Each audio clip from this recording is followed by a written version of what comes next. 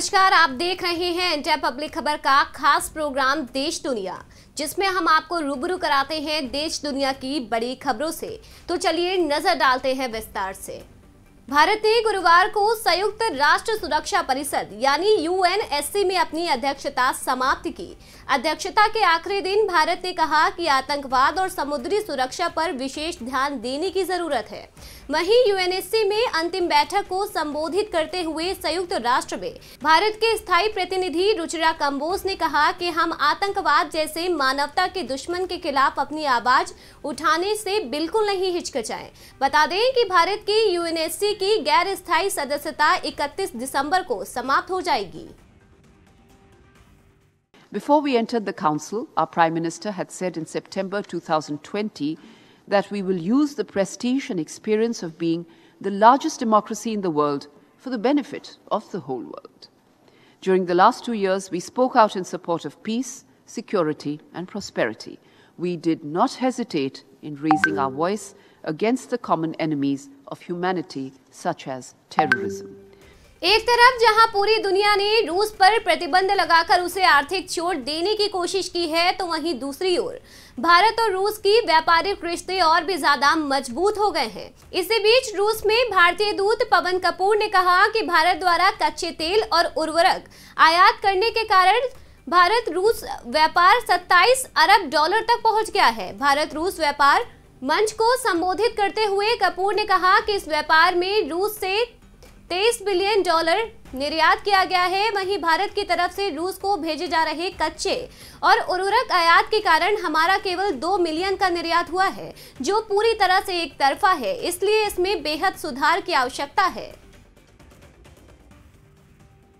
We are all aware that bilateral ties between India and Russia are extremely time-tested, reliable partnership.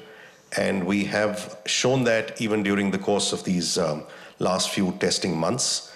Our leadership has been in constant touch. They've had 5 telephone conversations, including one as recently as last Friday on the 16th of December. They met also, our Prime Minister met with President Putin in September in Samarkand. And I can assure you these exchanges will continue as we move into the new year. प्रधानमंत्री नरेंद्र मोदी, कांग्रेस सांसद सोनिया गांधी और अन्य नेताओं ने शुक्रवार को शीतकालीन सत्र के अंत में लोकसभा अध्यक्ष ओम बिरला के कक्ष में बैठक में भाग लिया। बता दें कि लोकसभा को निर्धारित समय से 6 दिन पहले आज अनिश्चितकालीन के लिए स्थगित कर दिया गया है। वहीं सभापति ने क्रिसमस, पोंगल, लोहड़ी और अन्य सहित आगामी त्योहारों के लिए सदन के सदस्यों को बधाई दी और सुझाव दिया कि कोविड महामारी के बढ़ते मामलों के प्रति सतर्क रहने और आवश्यक सावधानी बरतने की आवश्यकता है।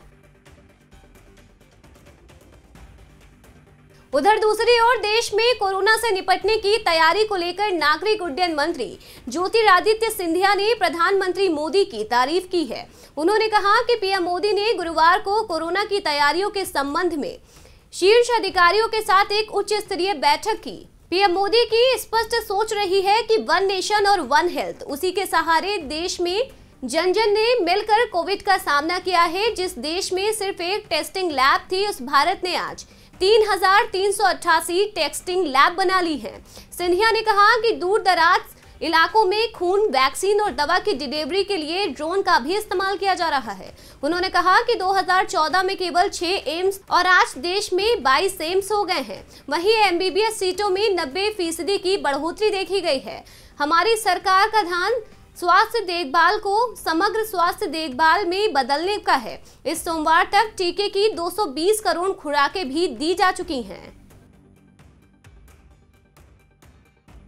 पिछले 8 वर्षों में भारतीय जनता पार्टी की सरकार का संकल्प रहा है कि हेल्थ केयर को हम लोग होलिस्टिक हेल्थ केयर में परिवर्तित करें, और इसी के साथ इस अभियान की शुरुआत हुई,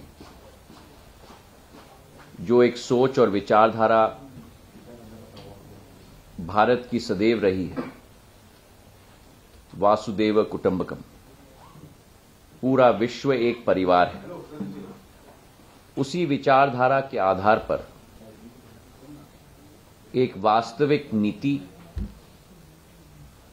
और एक सुदृढ़ अधोसंरचना के आधार पर स्वास्थ्य के क्षेत्र को आगे ले जाने का संकल्प भारतीय जनता पार्टी की सरकार ने किया है।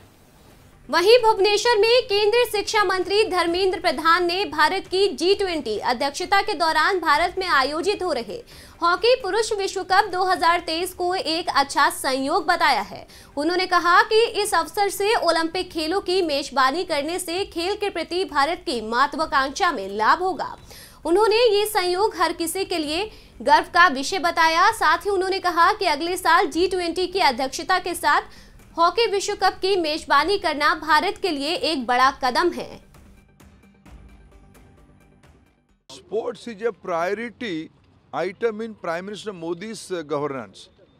I am so happy Odisha is going to organize World Hockey Cup consecutively for second time after 18 in 2022.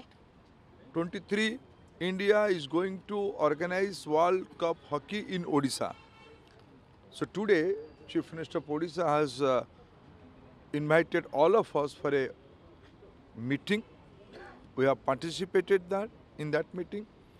विश्व भर में बढ़ते कोविड मामलों के तहत भारत भी अब अलर्ट मोड पर है। इसी कड़ी में केंद्रीय कृषि मंत्री नरेंद्र सिंह तोमर ने कहा कि कोविड दिशा निर्देशों को राजनीतिक रूप नहीं देना चाहिए, इससे मानव जीवन को बचाने के दृष्टिकोण से देखा जाना चाहिए। वहीं तोमर ने दावा किया कि कांग्रेस अपनी पार्टी को बचाने के लिए भारत जोड़ो यात्रा निकाल रही है।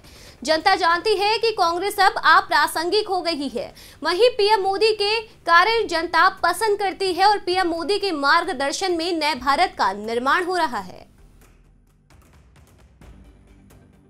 देखिए, मैं समझता हूं कि कांग्रेस की जो भारत जोड़ो यात्रा है वो कांग्रेस को बचाने का ही यत्न है। उस यात्रा को कोई जन समर्थन नहीं मिल रहा है। हमारे को घबराहट का तो कोई प्रश्न खड़ा ही नहीं होता है। कांग्रेस पूरे देश में अप्रासंगिक हो गई है और अब अपने अस्तित्व को बचाने का एक प्रयत्न इस यात्रा के माध्यम से हो रहा है। मैं कांग्रेस के लोगों से पूछना चाहता हूं कि भारत जोड़ो यात्रा नाम रखने की ज़रूरत क्या थी। किसी को तो भारत टूटता हुआ दिखाई नहीं दे रहा है। भारत चारों तरफ से जुड़ा हुआ है। भारत की ताकत बढ़ रही है, भारत की इकनॉमी बढ़ रही है और भारत में ट्रांसपेरेंसी बढ़ रही है, भारत का व्यापार बढ़ रहा है, भारत की साख दुनिया में बढ़ रही है। तो ये कांग्रेस के लोगों को पच नहीं पा रहा है कि नरेंद्र मोदी के नेतृत्व में ये नए भारत का निर्माण हो रहा है।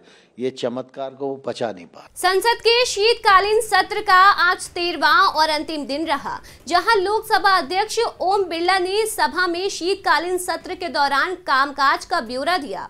वहीं राज्यसभा में भी सभापति जगदीप धनखड़ ने शीतकालीन सत्र के बारे में विस्तृत जानकारी साझा की। हालांकि इसी बीच विपक्ष के सांसदों ने संसद परिसर में गांधी प्रतिमा के सामने बिजली के निजीकरण के खिलाफ विरोध प्रदर्शन किया। सांसद हाथों में तख्तियां लिए प्रदर्शन कर रहे थे। उन्होंने मांग की कि बिजली बिल का निजीकरण वापस लिया जाए। देश में बढ़ते कोविड केसों को देखते हुए एयरपोर्ट पर अलर्ट जारी कर दिया गया है। इसी कड़ी में कोची अंतर्राष्ट्रीय हवाई अड्डे को हाई अलर्ट पर रखा गया है, जिसे देखते हुए एयरपोर्ट पर सुरक्षा व्यवस्था बढ़ा दी गई है। आपको बता दें कि बीते दिनों स्वास्थ्य मंत्रालय ने कोविड प्रोटोकॉल जैसे मास्क पहनने, सोशल डिस्टेंसिंग का पालन करने का आदेश दिया है। पाकिस्तान और आईएसआई अपने नापाक इरादों से बाज आने का नाम नहीं ले रहे हैं। कोहरा बढ़ता देख आईएसआई अपने ड्रोन भारतीय सीमा से निकट आर्मी कैंपों में घुसपैठ कर रहा है। आज भी अमृतसर में एक पाकिस्तानी ड्रोन ने भारतीय सीमा में घुसपैठ की, जिसका पता चलते ही बीएसएफ के जवानों ने उस पर गोली कर उसे नीचे गिरा दिया। फिलहाल बीएसएफ मामले की तफ्तीश कर रही है। जम्मू में शुक्रवार को सुबह घने कोहरे की चादर के कारण आम जनजीवन बुरी तरह प्रभावित रहा, जबकि हवाई और रेल परिचालन भी प्रभावित रहा। मौसम विभाग के अनुसार अगले कुछ दिन तक कोहरा भी बना रहेगा, जिससे ठंड में कोई राहत नहीं मिलेगी। बता दें कि शीतलहर ने जम्मू में कोहरे और ठंड की स्थिति को और भी ज्यादा बढ़ा दिया है, जिससे सड़क, हवाई, रेल यातायात प्रभावित हो गया है। साथ ही आम लोगों को भी काफी दिक्कतों का सामना करना पड़ रहा है।